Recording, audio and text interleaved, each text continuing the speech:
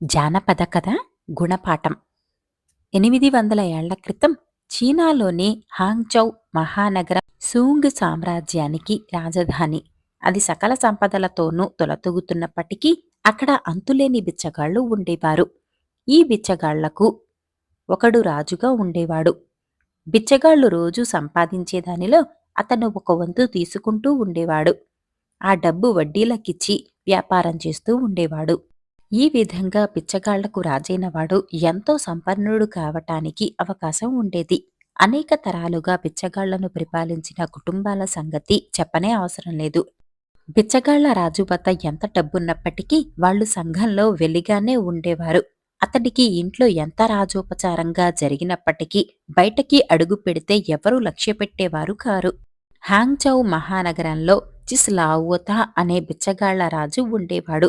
7 తరాల నుంచి ఆయన పూర్వీకులు బిచ్చగాళ్ల రాజులుగా ఉంటూ వచ్చారు.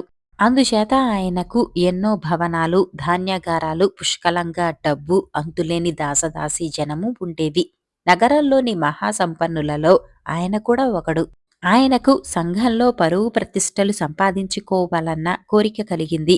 అందుచేత ఆయన బిచ్చగాళ్లకు రాజుగా ఉండే పని నుంచి విరమించుకొని ఆ పదవిని తన దాయాదికి ఒకడికి ఇచ్చేశాడు. అయినప్పటికీ అందరూ ఆయనను ఇంకా బిచ్చగాళ్ల దొర అనే పిలుస్తూ వచ్చారు. ఆయనకు 50 దాటాయి. భార్య చాలా కాలం క్రితమే పోయింది. కొడుకులెవరూ లేరు. యును అనే కుమార్తె ఒక్కతే ఉన్నది. ఆమె అపురూప సౌందర్యవతి. తండ్రి ఆమెను కోట్లకు ఎత్తుగా చూసుకునేవాడు. ఆమెకు చక్కగా చదువు చెప్పించాడు. అన్ని విద్యలు నేర్పించాడు. ఆమె కవిత్వం చెప్పేది. అనేక జంత్రవాద్యాలు చక్కగా వాయించేది. సర్వలక్షణ సమాన్వితురాలైన యునకు ఎంతో గొప్ప సంబంధం తీసుకురావాలని తండ్రి ఆశించాడు. అలాంటి కన్య గొప్పవాళ్ల ఇళ్లన్నీ గాలించినప్పటికీ దొరకని మాట నిజమే అయినా ఆమె తండ్రి బిచ్చగాళ్లకు రాజు కావటం మూలాన గొప్ప ఇంటి వాళ్ళెవ్వరూ ఆమెను పెళ్లాడతామని రాలేదు. 18 ఏళ్లు నిండినా ఆమెకింకా ప్రధానం కాలేదు. ఆ నగరంలోనే మోచి అనే యువకుడొకడు ఉన్నాడు. అతను చాలా అందమైనవాడు. కాని నిరుపేద. తల్లిదండ్రులు లేరు. వయసు 20 ఏళ్లు. కొన్ని ప్రభుత్వ పరీక్షలలో ఉత్తీర్ణుడయ్యాడు. కాని పేదవాడు కావటం చేత ఇంకా పెళ్లి కాలేదు. అతని సంగతి విని చిన్ తన కుమార్తెను అతనికిచ్చి ఎల్లరికం ఉంచుకోటానికి సమ్మతించాడు. తన మామగారి వంశం బిచ్చగాళ్ల రాజులని తెలిసి కూడా పేదవాడు కనుక అతను వివాహానికి సమ్మతించాడు. అతనికి ఏమీ ఖర్చు తగలకుండా వివాహం జరిగిపోయింది. భార్య అపూర్వ సౌందర్యవతి, సమర్థురాలు. మోచీకి స్వర్గంలో ఉన్నట్టుంది. ఈ సంబంధం చేసుకున్నందుకు అతని స్నేహితులలో హర్షించనివాడు లేడు. పెళ్లి అయ్యాక ఒకనాడు అతను తన స్నేహితులందరినీ ఆహ్వానించి మామగారి ఇంట విందు చేశాడు. ఈ విందు గురించి ఎలా తెలిసిందో దాయాదికి తెలిసింది. చిన్ని ఎక్కువేమిటి, నా తక్కువేమిటి, నన్ను విందుకు పిలవకుండా పైవాళ్లనందర్నీ పిలుస్తాడా అంటూ కొత్త బిచ్చగాళ్ల రాజు తన కింద ఉండే బిచ్చగాళ్లను 50-60 మందిని వెంట పెట్టుకుని కేకలు పెడుతూ చిన్ ఇంటి మీద వచ్చి పడ్డాడు. వీళ్లంతా దడ్డులాగా వచ్చి పడేసరికి మోచి అతని మిత్రులు బయటికి పారిపోయారు. చిన్ బిచ్చగాళ్లకు క్షమాపణ చెప్పుకుని, ఇది మా అల్లుడు ఏర్పాటు చేసిన విందు. మీ అందరికీ వేరే విందు ఏర్పాటు చేస్తాను అంటూ అందరికీ బహుమానాలిచ్చి పంపేశాడు. ఆ రాత్రి ఏ స్నేహితులతోనో గడిపి మోచి మర్నాడు ఉదయం తిరిగి వచ్చేసరికి చిన్ తన అల్లుడి ముఖం చూడటానికి సిగ్గుపడ్డాడు. అంతదాకా యూను తన గదిలో అవమానంతో కుళ్ళిపోతున్నది. కాని మోచి పైకి ఏమీ అనలేదు. అది మొదలు యూను తన భర్తను అభివృద్ధిలోకి రాగలందులకు చేయదగినదంతా చేసింది. అతనికి కావలసిన పుస్తకాలన్నీ కొనిపెట్టింది. పండితులను ఇంటికి పిలిపించి అతని చేత గొప్ప గొప్ప గ్రంథాలన్నీ చదివింపజేసింది. అతని పలుకుబడి పెరగటానికి గొప్ప గొప్ప వాళ్ళనందరినీ తన ఇంటికి ఆహ్వానించింది. మోచి ఉన్నత పరీక్షల్లో ఉత్తీర్ణుడై హాన్లీస్ పరిషత్తు అనే దానిలో సభ్యుడయ్యాడు. అతను రోజూ దర్బారు దుస్తులు ధరించి పరిషత్తుకు వెళ్లి వస్తూ ఉండేవాడు. వీధిలో అలగా పిల్లలు అతన్ని చూసి, బిచ్చగాళ్ల ద్వారా అల్లుడు ఉద్యోగి అయినాడు రోయ్ అనేవాళ్లు. మోచి తన మామగారి పట్ల పైకి మర్యాదగానే ఉంటున్నా లోలోపల అలాంటివాడి కూతుర్ని చేసుకున్నానే, ఇలా పైకి వస్తానని తెలిస్తే ఇంకా పరువైన సంబంధం చేసుకుందును కదా అనుకునేవాడు. భార్యను వదిలివెయ్యాలన్నా అతనికి తగిన కారణం దొరకలేదు. తాను పైకి రావటానికి తన భార్య చేసిన సహాయం యావత్తూ అతను పూర్తిగా మరచిపోయాడు. కొంతకాలమయ్యాక మోచీకి ఊవై అనే చోట జనాభా అధికారిగా ఉద్యోగం వచ్చింది. రాజధాని నుంచి అక్కడికి నదిపై వెళ్లవచ్చు. అతను భార్యతో సహా పడవ మీద బయలుదేరాడు. కొద్ది రోజుల అనంతరం పడవ సాయిషి కొండ వద్ద లంగరు దించింది. ఆ రాత్రి నిండు పూర్ణిమ. మోచీ నిద్రపట్టక వెన్నెల చూసి ఆనందించటానికి పడవ మీదకి వెళ్ళాడు. అక్కడ అతనికి ఒక దుర్మార్గపు ఆలోచన కలిగింది. యూను చచ్చిపోతే తాను మరొకతను పెళ్లాడి ఈ అవమానం నుంచి బయటపడవచ్చు అనిపించింది. అతను కిందికి దిగి వెళ్లి యూనును నిద్రలేవకొట్టి వెన్నెల చూసే నెపం మీద బలవంతాన పైకి తీసుకువచ్చి ఆమెను పడవ అంచునుంచి నీటిలోకి చప్పున తోసేశాడు. తర్వాత అతను కళాసులను నిద్రలేపి, త్వరగా పడవను సాగించండి, ఎంత వేగంగా పోతే అంత మంచి బహుమానం ఇస్తాను అన్నాడు. జరిగిన సంగతి ఎరుగక వాళ్లందరూ లంగరు ఎత్తి తెడ్లు వేస్తూ పడవను వేగంగా నడుపుకుపోయారు. 4 మైళ్లు పోయి మళ్లీ లంగరు దించాక మోచీ వారితో తన భార్య చంద్రుణ్ణి చూస్తూ ప్రమాదవశాన నదిలో పడిపోయినట్టు చెప్పాడు. వాళ్లు నిజం గ్రహించి కూడా పైకి ఏమీ అనలేకపోయారు. అక్కడ యూను నదిలో పడి మునిగిపోలేదు. ఆమె కాళ్ల కింద ఏదో ఉండి ఆమెను మునగకుండా చేయటమే కాక ఒడ్డుదాకా తీసుకుపోయింది.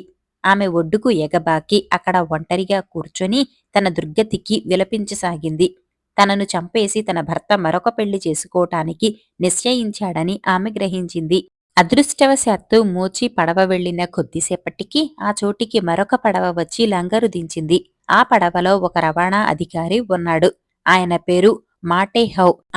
ఆయన భార్య తమ గదిలో నిద్రపోబోతూ వెన్నెలను చూడటానికి తలలు బయటపెట్టేసరికి ఎవరో ఏడుస్తూ ఉండటం వినిపించింది. వాళ్లు పడవ వాళ్లను పంపి ఒడ్డున కూర్చొని ఏడ్చే యూనును పడవలోకి రప్పించారు. ఆమె కథ అంతా విన్నారు.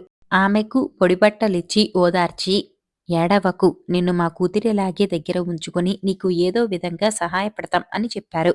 వాళ్లు పడవ వాళ్లతో కూడా ఈ సమాచారం బయటపెట్టవద్దని చెప్పారు. కొద్ది రోజులకు హూ తన ఉద్యోగ స్థానం చేరుకున్నాడు. ఊవై కార్యాలయం పైన ఆయన పెద్ద అధికారి.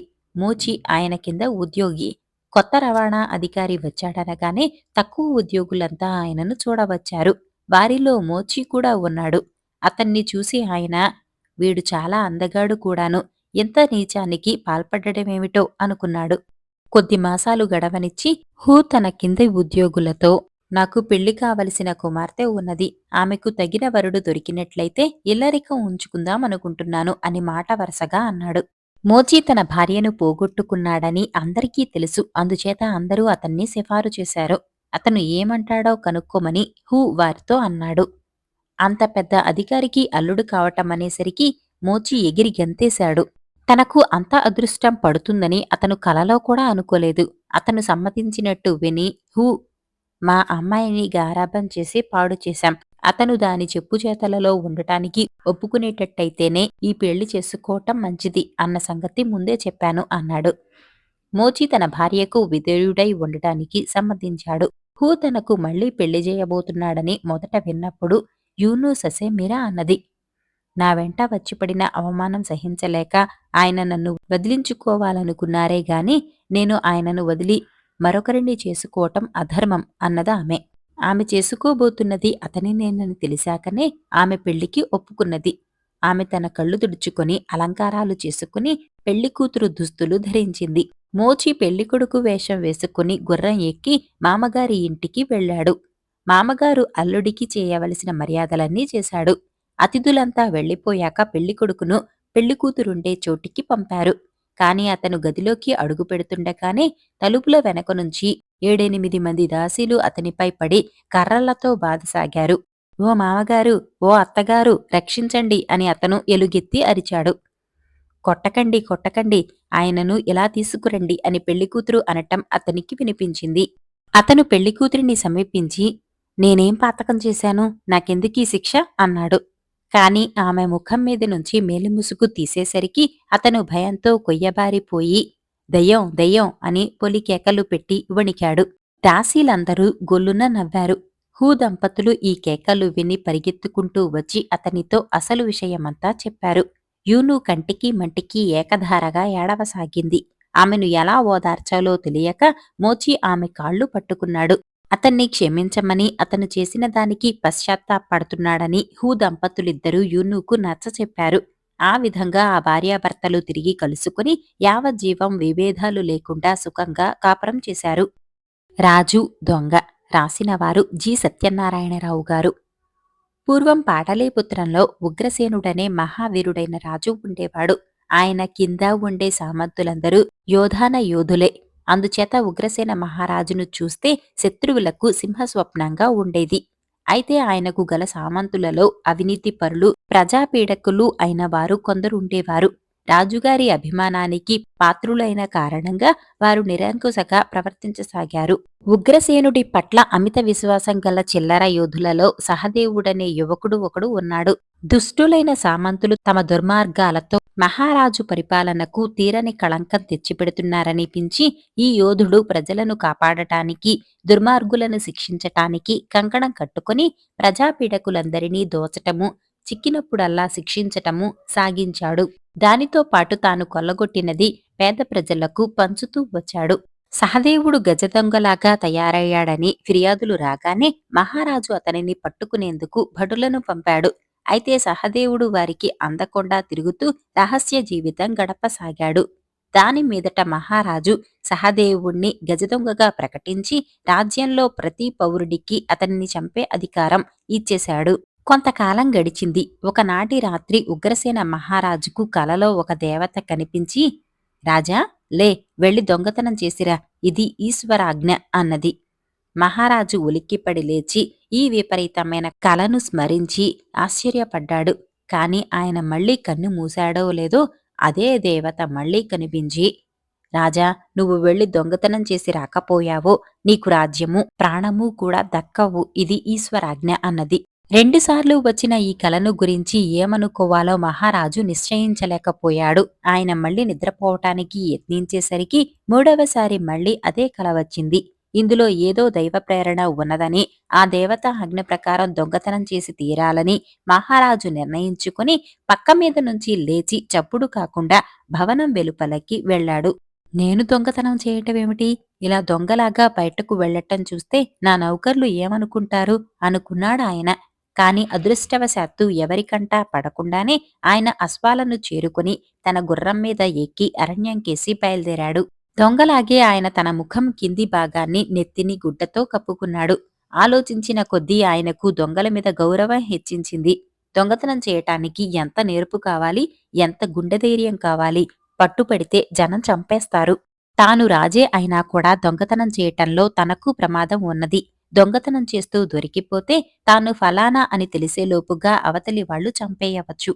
ఒకవేళ వాళ్లు చంపేలోగా తాను రాజునని రుజువు చేసుకోగలిగిన బతికి ఉన్నంత కాలము తీరని అవమానం.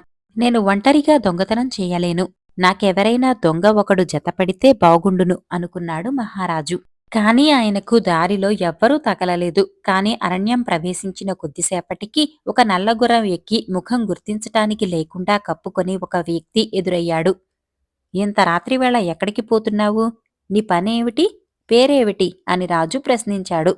కాని రెండవ మనిషి సమాధానం ఇవ్వలేదు. రాజు వాడి మీదికి కలియబడి, చేతనైతే ఆత్మరక్షణ చేసుకో అన్నాడు. ఇద్దరూ గుర్రాలపైననే ఉండి కొంతసేపు యుద్ధం చేశారు. తర్వాత నేలమీద దిగి యుద్ధం చేశారు. చివరకు రాజుగారే గెలిచాడు. రెండవవాడు పడిపోయి రాజుకు చిక్కి, నీకంటే మంచి యోధుణ్ణి నేనెన్నడూ ఎదుర్కోలేదు. కావాలంటే నన్ను చంపెయ్యి, నాకేమీ అభ్యంతరం లేదు అన్నాడు. నీ ప్రాణాలు తీస్తే నాకేం లాభం? నీవు మంచి యోధుడివే, నీ స్నేహం నాకూ లాభించవచ్చు. నీ పేరేమిటి అని మహారాజు అడిగాడు. నా పేరు సహదేవుడు అన్నాడు ఓడిపోయినవాడు. ఓహో, నీవు దొంగవేనా? బాగా దొరికావు. ఇద్దరం ఎటైనా పోయి దొంగతనం చేద్దాం పద. రాజుగారి ఇంటికి కన్నం వేద్దామంటావా అని రాజు అడిగాడు. వద్దు, మహారాజుకు నేనెన్నడూ ఎలాంటి ద్రోహమూ చేయలేదు. కావలిస్తే సూరసేనుడి ఇంటిని దోచుకుందాం అన్నాడు సహదేవుడు. సూరసేనుడు ఉగ్రసేనుడి సామంతులలో ముఖ్యుడు. మహారాజు చెల్లెలిని పెళ్లాడి దగ్గర బంధువు కూడా అయ్యాడు. రాజు మీది ఎంతో భక్తి ఉన్నట్టు కనిపిస్తున్నావు. ఆయన చెల్లెలి భర్తను ఎలా దోస్తావు? ఇదేనా నీ రాజభక్తి అని రాజు అడిగాడు. నా రాజభక్తి సూరసేనుడి రాజభక్తి కన్నా ఎక్కువే. అవసరమైతే ప్రాణం ఒడ్డి రుజువు చేస్తాను. పాపం రాజుగారి చెల్లెలు ఆ భర్తతో ఏమీ సుఖపడటం లేదని విన్నాను అన్నాడు సహదేవుడు. ఈ మాటలకు రాజు ఆశ్చర్యపడ్డాడు. సూరసేనుడు తన కుడి భుజం లాంటి వాడని, అతనికి భార్య మీద ఎంతో అభిమానమని ఆయన అనుకుంటూ వచ్చాడు. కాని సహదేవుడు చెప్పేది మరొక విధంగా ఉన్నది. సరే, అక్కడే దొంగతనం చేద్దాం పద అన్నాడు రాజు. ఇద్దరూ గుర్రాలెక్కి సూరసేనుడి కోటను చేరుకున్నారు. సహదేవుడు ఆరితేరిన దొంగ కావటం వల్ల పహారా వాళ్ల కళ్ళు కప్పి రాజును తన వెంట పెట్టుకుని కోటను ప్రవేశించాడు. వాడి సమర్థతకు రాజు ఆశ్చర్యపడి, వీడు వెంట ఉండకపోతే నేనీ పాటికి పహారా వాళ్లకు చిక్కి ఉందును అనుకున్నాడు. సహదేవుడు పైకి అనలేదు కాని తన అనుచరుడికి దొంగతనంలో అనుభవం అంతగా లేదని తెలుసుకున్నాడు. అతను మహారాజును ఒక చీకటి స్థలంలో చేర్చి, నేను వెళ్లి క్షణంలో ధనం తెస్తాను.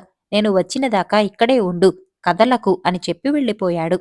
కొద్దిసేపటికల్లా వాడు బరువైన మూటలతో ధనము, నగలు అవి మోసుకు వచ్చాడు. రాజుకు వాణ్ణి చూస్తే అపరిమితమైన ఆశ్చర్యం కలిగింది.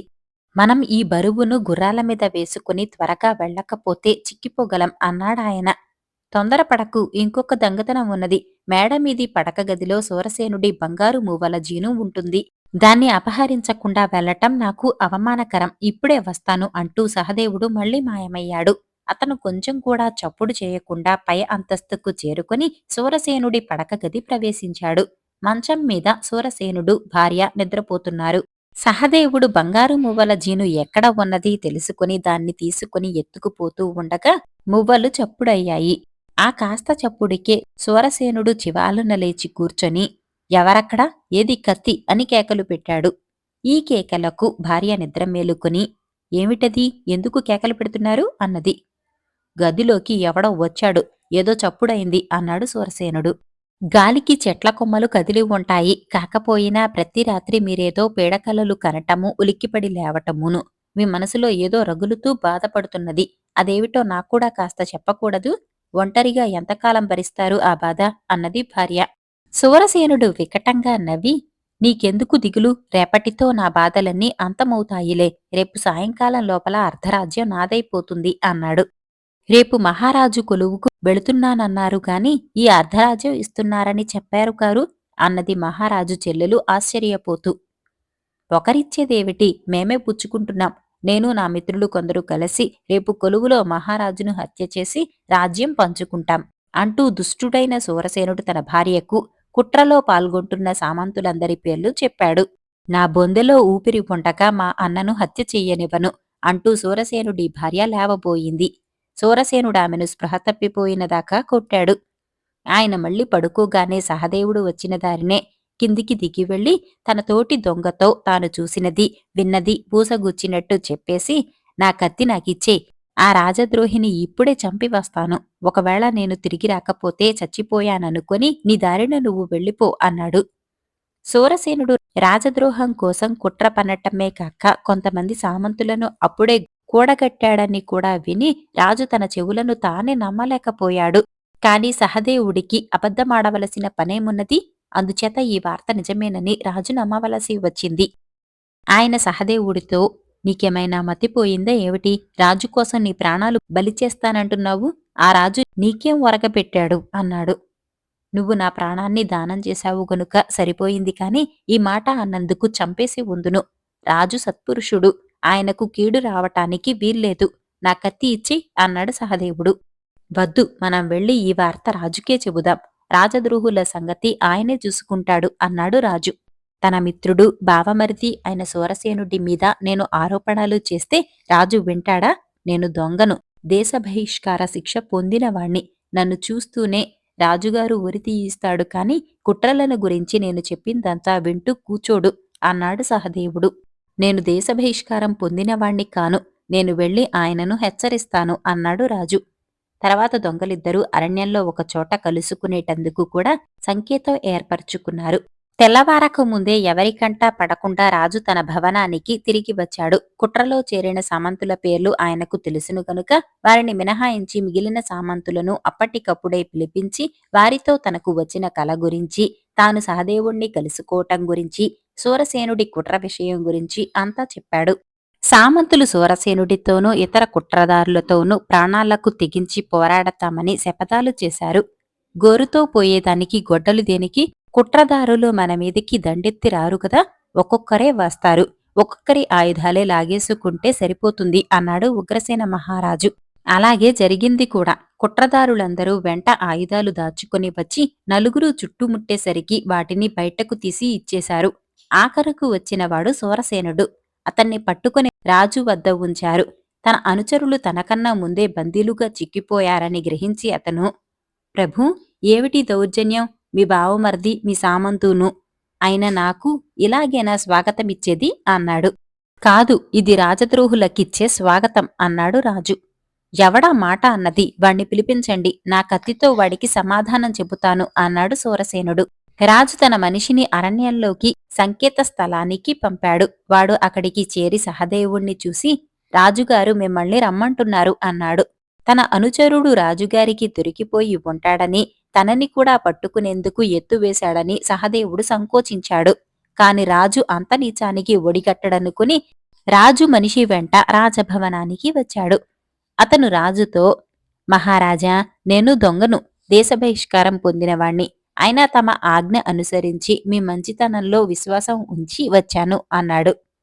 పిచ్చివాడా, నిన్న రాత్రి చంపకుండా విడిచిపెట్టినవాణ్ణి ఇవాళ చంపిస్తానా అన్నాడు రాజు. నిన్న రాత్రి అడవిలో కనపడింది మీరా అన్నాడు సహదేవుడు ఆశ్చర్యంతో. అవును, నిన్న నాకు దొంగతనం నేర్పావు.